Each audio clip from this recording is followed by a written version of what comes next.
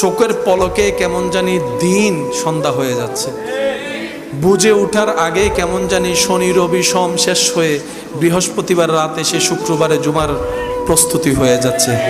কেমন জানি কল্পনা করার আগেই সেই মাসগুলা বিদায় নিচ্ছে। এই তো কিছুদিন আগে রমজান আমাদের থেকে বিদায় নিয়েছে, এখন দেখা যাচ্ছে কিছুদিন পরে হয়তো রমজান মাস চলে আসবে। এক একটা সেকেন্ড আমাদেরকে কবরের দিকে নিয়ে যাচ্ছে।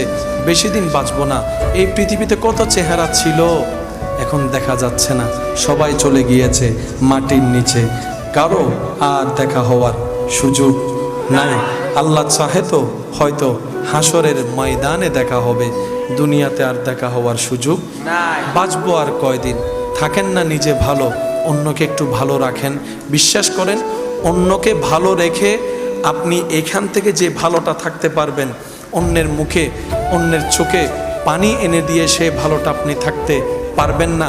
হয়তো জিত করে আপনি সাময়িক একটা জিতের আনন্দ আপনি হয়তো নিতে পারবেন, কিন্তু বিশ্বাস করেন আপনার ভিতরে যদি বিন্দু পরিমাণ মনুষ্যত্ব থাকে, আপনি কারো উপর জুলুম করে কাউকে কষ্ট দিয়ে আপনি শান্তিতে রাত্রে ঘুমাতে পারবেন না। আপনার মনুষ্যত্ববোধ আপনাকে বারবার জাগিয়ে তুলবে। কথা বলেন ঠিক কিনা? মনুষ্যত্ববোধ যার কাছে থাকবে সে কখনো আরেকজনকে অন্যায়ভাবে কষ্ট দিয়ে ঘুমাতে পারবে না।